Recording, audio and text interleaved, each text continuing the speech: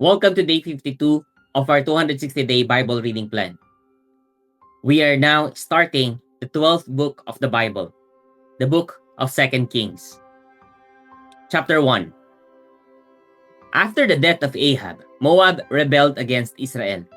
Now Ahaziah fell through the lattice in his upper chamber in Samaria and lay sick, so he sent messengers telling them, "Go, inquire of Beelzebub, the god of Ekron, whether I shall recover from this sickness."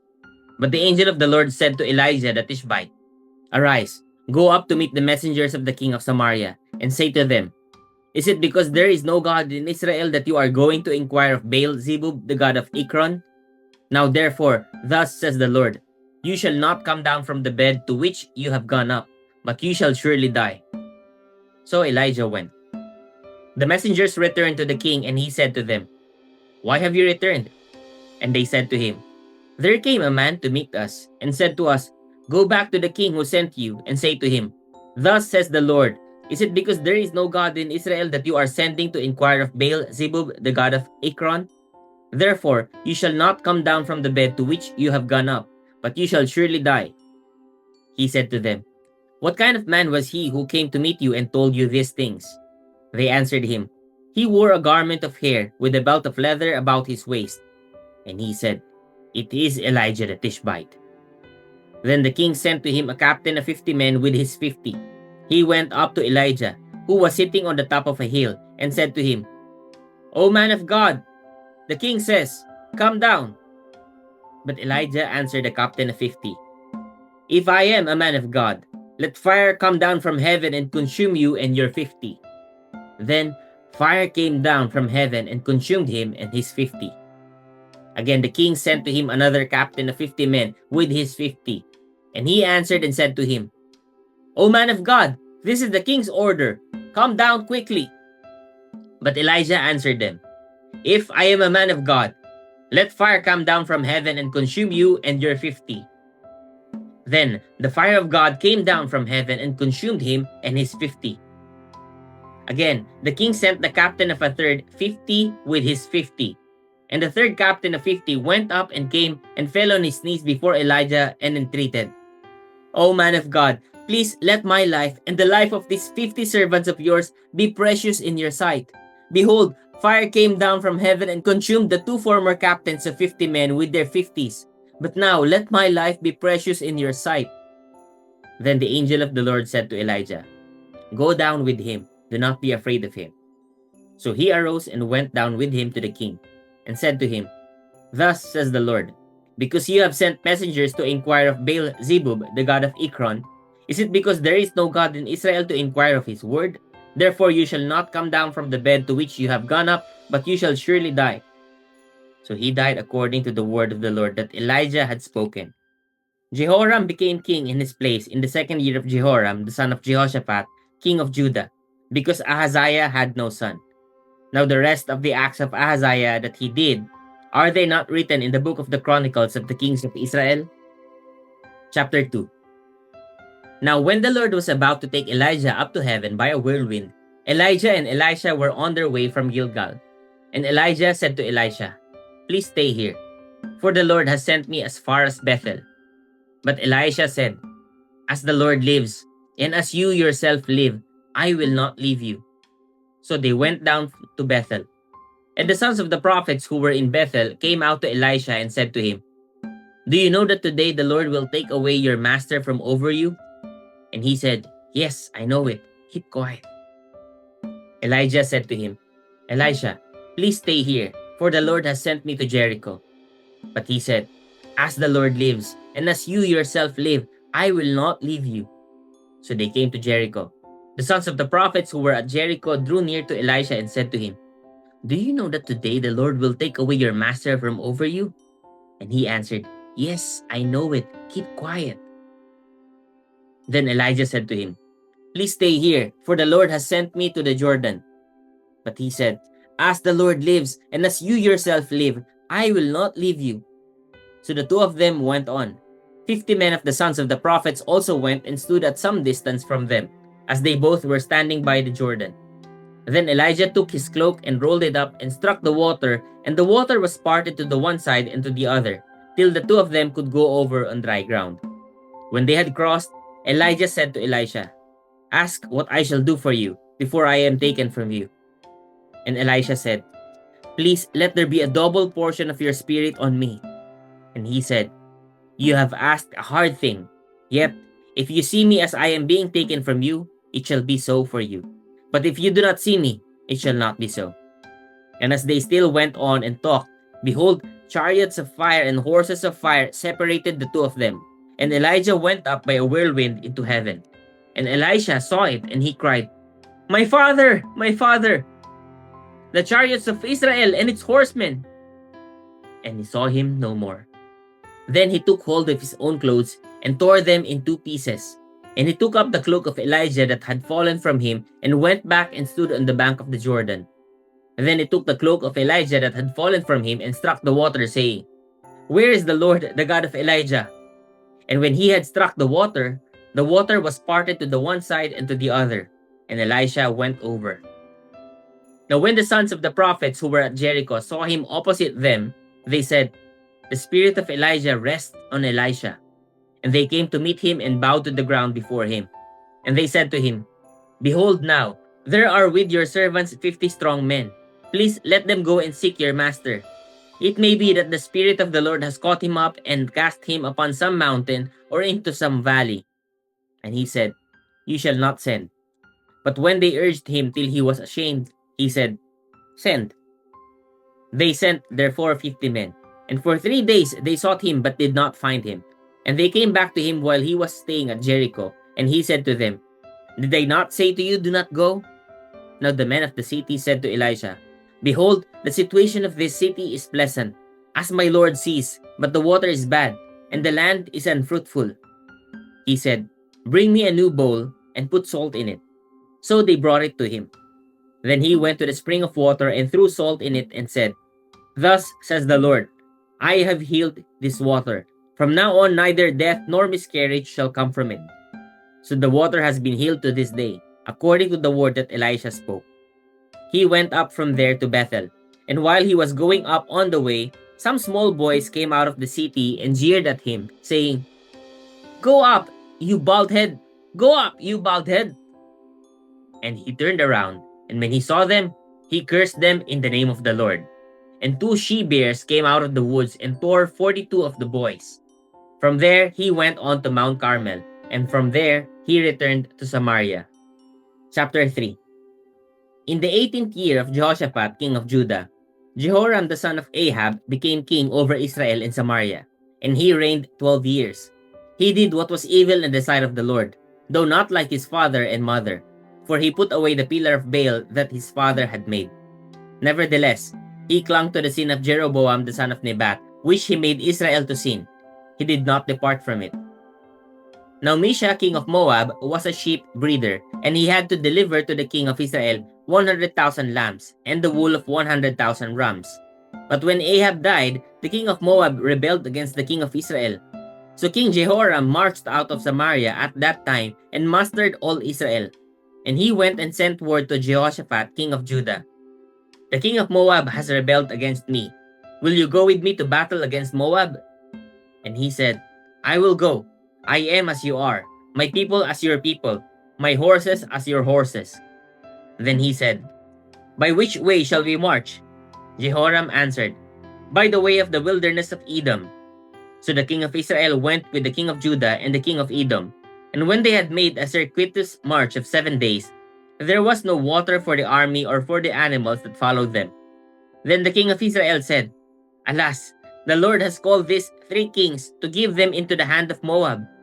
And Jehoshaphat said, "Is there no prophet of the Lord here, through whom we may inquire of the Lord?" Then one of the king of Israel's servants answered, "Elisha the son of Shaphat is here, who poured water on the hands of Elijah." And Jehoshaphat said, "The word of the Lord is with him." So the king of Israel and Jehoshaphat and the king of Edom went down to him.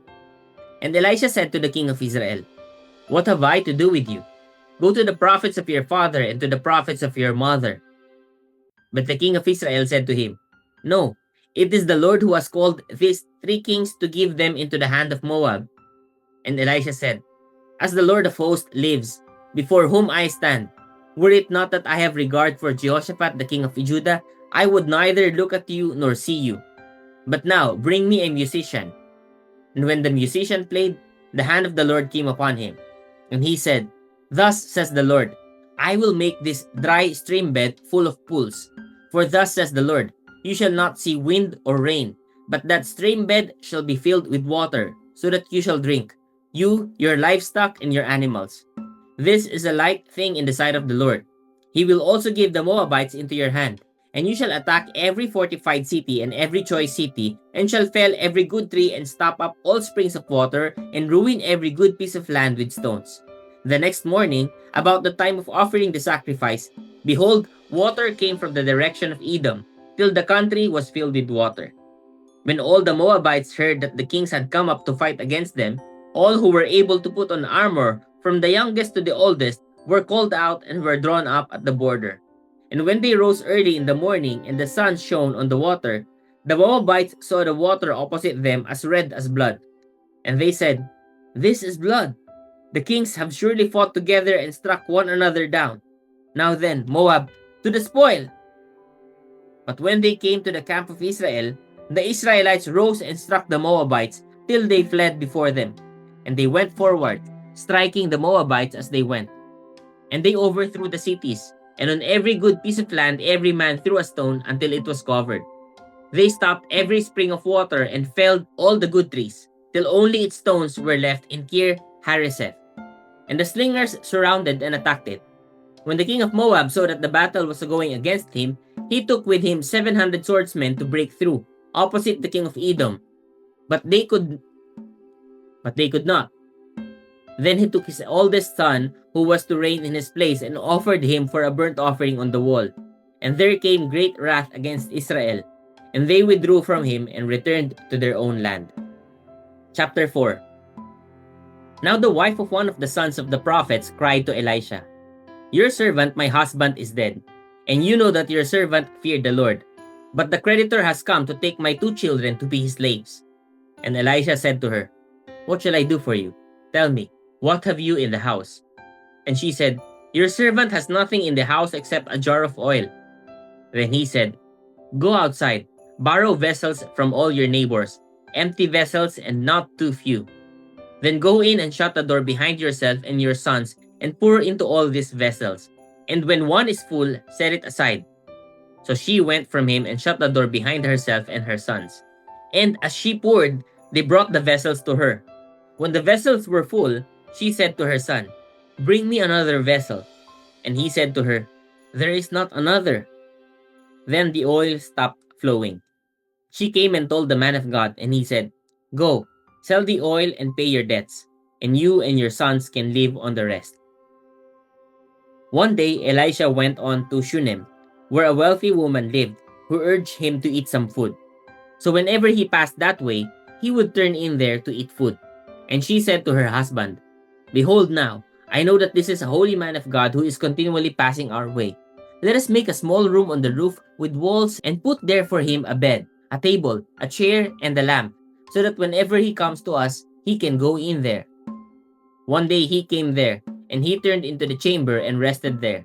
And he said to Gehazi, his servant, Call this Shunammite. When he had called her, she stood before him, and he said to him, Say now to her, See, you have taken all this trouble for us. What is to be done for you? Would you have a word spoken on your behalf to the king or to the commander of the army? She answered, I dwell among my own people. And he said, What then is to be done for her? Gehazi answered, Well, she has no son, and her husband is old. He said, Call her. And when he had called her, she stood in the doorway. And he said, At this season, about this time next year, you shall embrace a son. And she said, No, my lord, O man of God, do not lie to your servant. But the woman conceived, and she bore a son about that time the following spring, as Elijah had said to her. When the child had grown, he went out one day to his father among the reapers. And he said to his father, Oh, my head, my head! The father said to his servant, Carry him to his mother. And when he had lifted him and brought him to his mother, the child sat on her lap till noon, and then he died.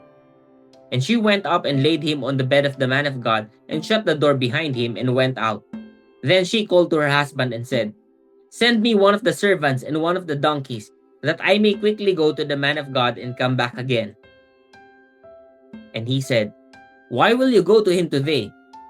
It is neither new moon nor Sabbath. She said, All is well. Then she saddled the donkey, and she said to her servant, Urge the animal on. Do not slacken the pace for me unless I tell you. So she set out and came to the man of God at Mount Carmel. When the man of God saw her coming, he said to Gehazi, his servant, Look, there is the Shunammite. Run at once to meet her and say to her, Is all well with you? Is all well with your husband? Is all well with your child? And she answered, All is well. And when she came to the mountain to the man of God, she caught hold of his feet. And Gehazi came to push her away. But the man of God said, Leave her alone, for she is in bitter distress, and the Lord has hidden it from me and has not told me. Then she said, Did I ask my Lord for a son? Did I not say, Do not deceive me? He said to Gehazi, Tie up your garment and take my staff in your hand and go. If you meet anyone, do not greet him. And if anyone greets you, do not reply. And lay my staff on the face of the child. Then the mother of the child said, As the Lord lives, and as you yourself live, I will not leave you. So he arose and followed her. Gehazi went on ahead and laid the staff on the face of the child, but there was no sound or sign of life. Therefore he returned to meet him and told him, The child has not awakened. When Elisha came into the house, he saw the child lying dead on his bed. So he went in and shut the door behind the two of them and prayed to the Lord. Then he went up and lay on the child, putting his mouth on his mouth, his eyes on his eyes, and his hands on his hands. And as he stretched himself upon him, the flesh of the child became warm. Then he got up again and walked once back and forth in the house, and went up and stretched himself upon him. The child sneezed 7 times, and the child opened his eyes. Then he summoned Gehazi and said, Call this Shunammite. So he called her. And when she came to him, he said, Pick up your son. She came and fell at his feet, bowing to the ground. Then she picked up her son and went out. And Elisha came again to Gilgal. Then there was a famine in the land. And as the sons of the prophets were sitting before him, he said to his servant, Set on the large pot, and boil stew for the sons of the prophets. One of them went out into the field to gather herbs, and found a wild vine, and gathered from it his lap full of wild gourds, and came and cut them up into the pot of stew, not knowing what they are. And they poured out some for the men to eat. But while they were eating of the stew, they cried out, O man of God, there is death in the pot! And they could not eat it. He said, Then bring flour. And he threw it into the pot and said, Pour some out for the men, that they may eat. And there was no harm in the pot. A man came from Baal Shalisha, bringing the man of God bread of the first fruits, 20 loaves of barley, and fresh ears of grain in his sack. And Elisha said, Give to the men, that they may eat. But his servant said, How can I set this before 100 men? So he repeated, Give them to the men, that they may eat. For thus says the Lord, They shall eat and have some left. So he set it before them, and they ate and had some left, according to the word of the Lord. Chapter 5. Naaman, commander of the army of the king of Syria, was a great man with his master and in high favor, because by him the Lord had given victory to Syria. He was a mighty man of valor, but he was a leper. Now the Syrians on one of their raids had carried off a little girl from the land of Israel, and she worked in the service of Naaman's wife. She said to her mistress, Would that my lord were with the prophet who is in Samaria. He would cure him of his leprosy. So Naaman went in and told his lord. Thus and so spoke the girl from the land of Israel. And the king of Syria said, Go now, and I will send a letter to the king of Israel. So he went, taking with him 10 talents of silver, 6,000 shekels of gold, and 10 changes of clothing. And he brought the letter to the king of Israel, which read, When this letter reaches you, know that I have sent to you Naaman my servant, that you may cure him of his leprosy.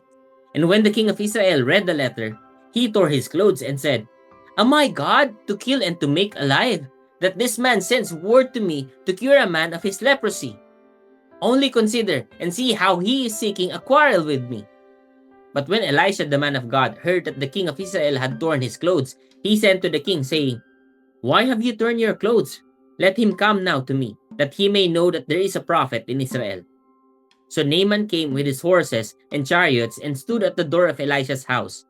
And Elisha sent a messenger to him, saying, "Go and wash in the Jordan 7 times, and your flesh shall be restored, and you shall be clean." But Naaman was angry and went away, saying, "Behold, I thought that he would surely come out to me and stand and call upon the name of the Lord his God, and wave his hand over the place and cure the leper. Are not Abana and Pharpar, the rivers of Damascus, better than all the waters of Israel? Could I not wash in them and be clean?" So he turned and went away in a rage. But his servants came near and said to him, "My father, it is a great word the prophet has spoken to you. Will you not do it? Has he actually said to you, 'Wash and be clean'?" So he went down and dipped himself 7 times in the Jordan, according to the word of the man of God. And his flesh was restored like the flesh of a little child, and he was clean. Then he returned to the man of God, he and all his company.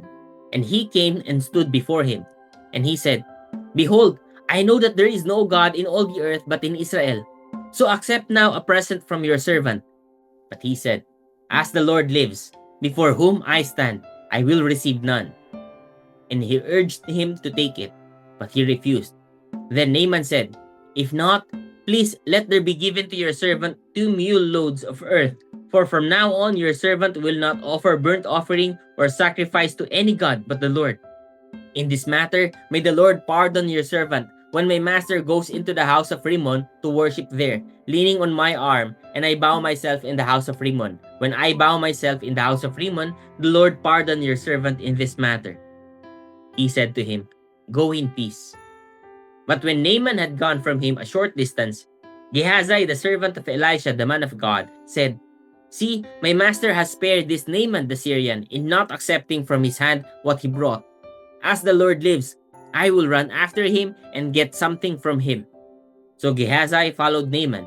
And when Naaman saw someone running after him, he got down from the chariot to meet him and said, "Is all well?" And he said, "All is well. My master has sent me to say, there have just now come to me from the hill country of Ephraim 2 young men of the sons of the prophets.